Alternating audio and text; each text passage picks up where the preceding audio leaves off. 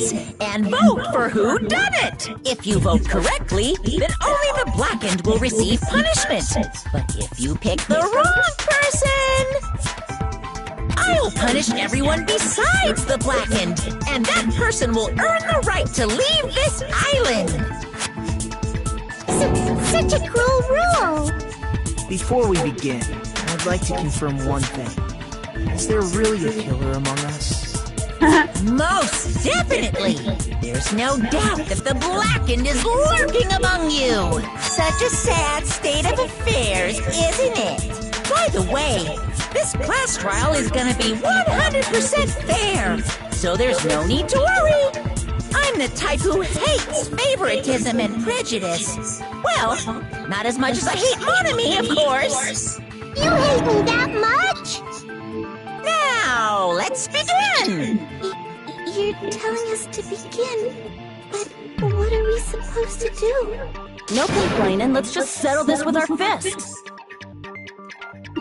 Were you even listening to the rules?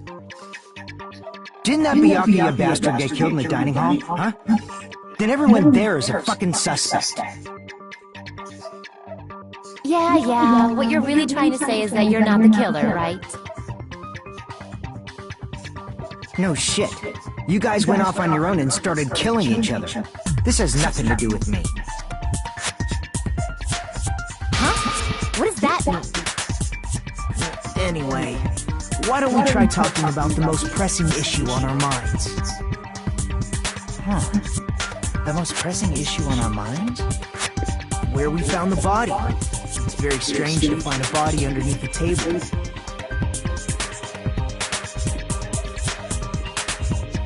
Then, let's start with that mystery.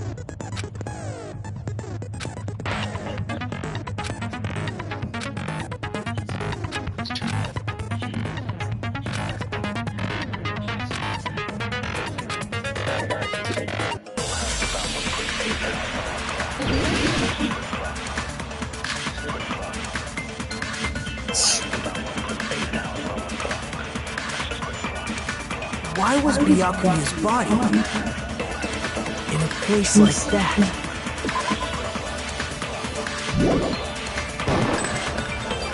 His body was underneath the table at the very back of the dining hall. After the killer murdered Byakuya, they probably moved the body there. No, that's wrong.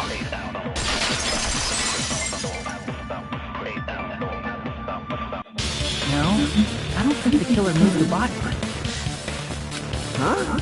Why? Try to remember what the body looked like when we found it under the table. Though there was a lot of blood everywhere, there was no sign the killer actually dragged the body through. So that's why you think it's impossible that the killer moved the body. I see. I get your point now. And here I thought I had a genius idea. Too bad you're so stupid and boring and unpopular. Your life is meaningless. Why is there a kid here? I respond better to praise, you know. But if the killer didn't move the body, why was it under the table? Byakuya was probably killed under the table. What? You think he was killed under the table? So Byakuya snuck under the table for reasons unknown, and that's when he was killed. Then, shortly thereafter, we found his body under the table. That does make sense, but why did he go under the table? Obviously he was hiding so he could surprise us. That dude was always a big jokester. The hell he was? You seriously couldn't tell what kind of person he was? Maybe he panicked during the blackout and dove under the table. It's a blackout, not an earthquake. Just because the power went out doesn't mean he'd dive under the table. The reason why is probably connected to what Byakuya was doing during the party, don't you think?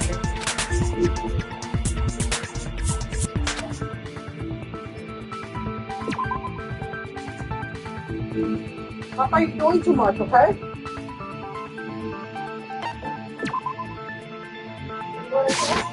I can prove it with this! It probably has something to do with the knife we found under the table. Knife? Oh, you mean that thing that obviously screams, I am the murder weapon! Byakuya probably noticed the knife was hidden there. So in order to get it, he moved under the table. He was particularly sensitive to the presence of dangerous items, so I cannot deny that possibility. But how did he notice that there was a knife under the table? If he knew beforehand, he probably would have done something about it before the blackout, right? Then, instead of knowing about it beforehand, maybe he saw it right in that moment. Like, for example, he might have seen someone trying to take the knife out from under the table. No, that's not possible. What? You seem rather confident about that. Of course. I have proof to back me up. This is almost like a real trial!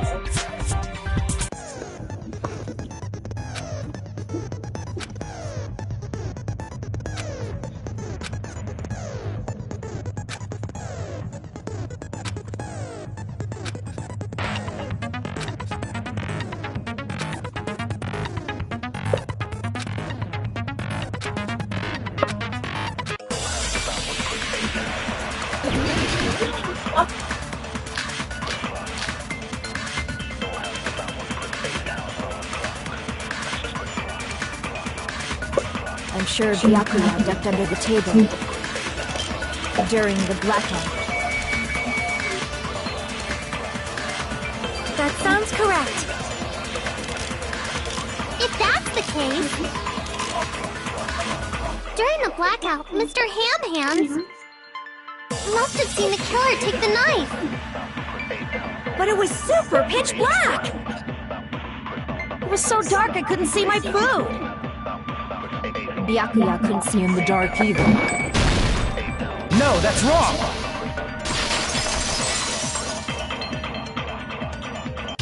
No, Byakuya was probably the only one who was able to see in the dark. Why do you say that?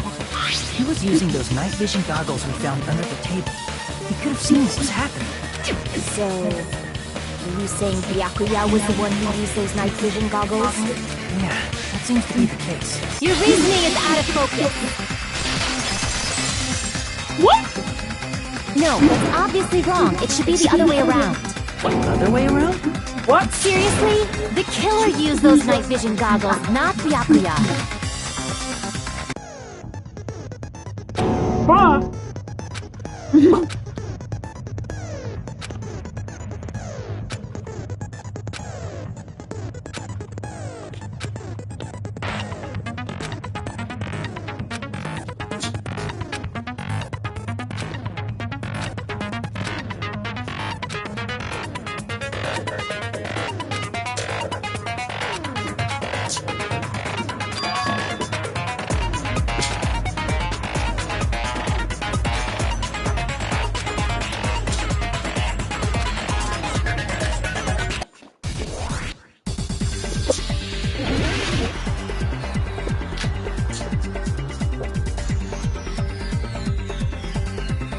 If you just use common sense, the killer obviously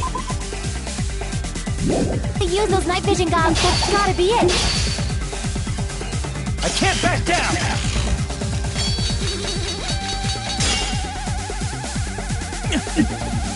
If you just use the killer obviously used those night. That's gotta be it. Where's your proof that the killer used them?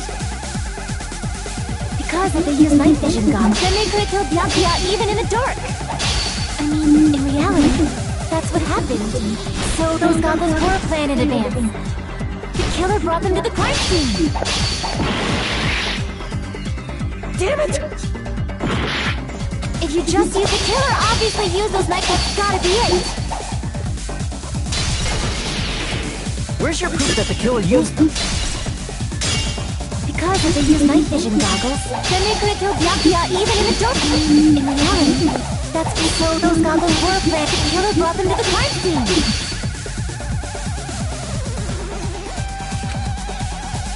Because if they use night, then they couldn't kill Byakuya even in the dark. In reality, that's so those goggles were planted. The killer brought them to the crime scene.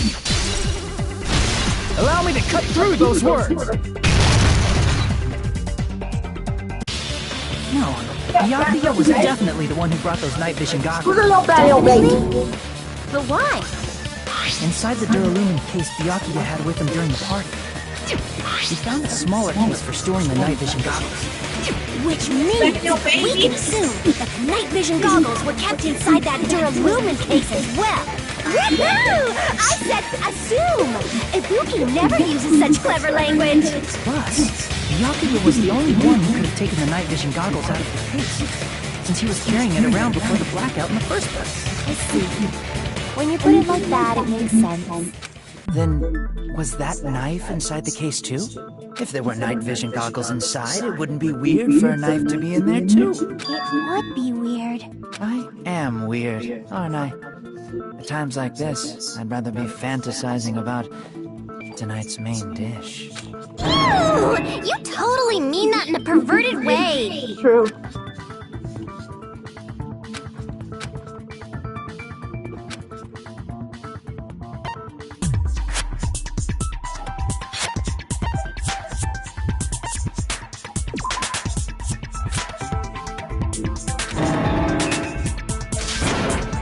Crap! Okay.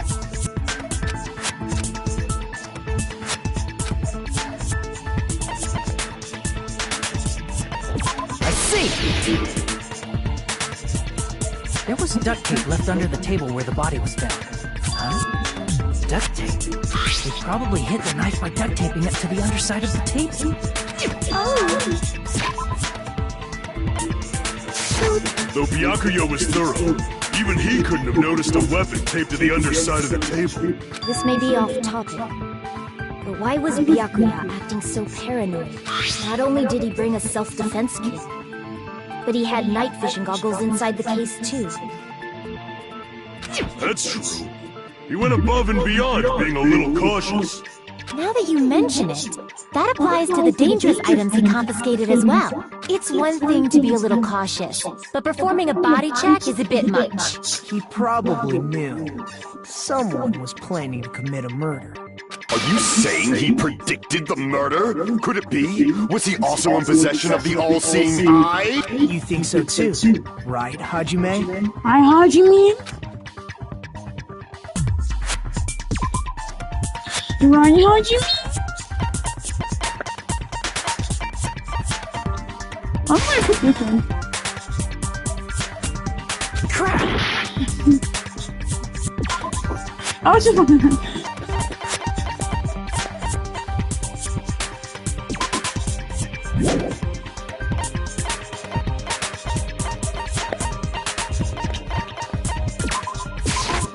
I can prove it with this! Everyone, can you please take a look at this?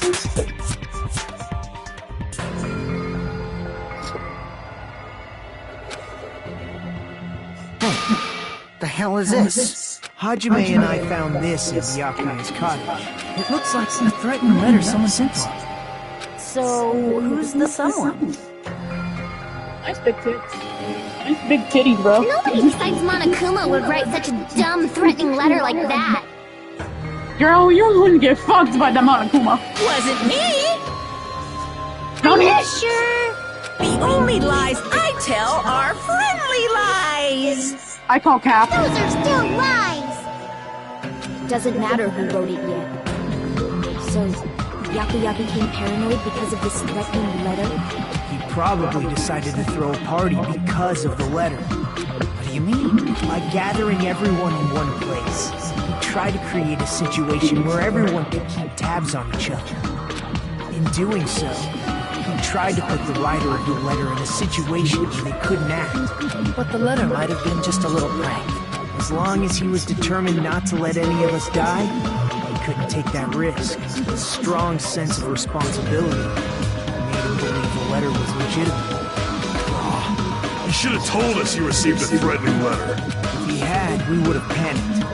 Byakuya probably knew that too. So, he tried to do something about it without telling anyone? I see. Strong sense of responsibility as our leader was his undoing. Screw that noise! Who the hell wrote that letter? Well, obviously, the killer. She ran back up.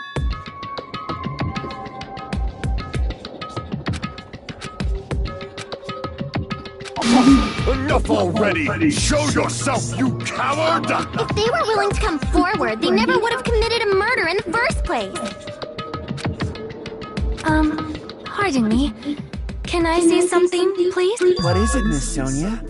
I regret that I must return to this topic, but I just realized something concerning the night vision goggles. If Byakuya was indeed wearing those goggles, how did the killer manage to navigate in the dark? You're right. They wouldn't have been able to see anything without the night vision goggles. But if the murderer had the goggles when they took the knife, then how did Byakuya see them? Even if the knife bore some sort of mark, it would have been difficult to see it in that darkness. I see! What if the glowing paint was the mark? With that, you'd be able to get the knife even in the dark.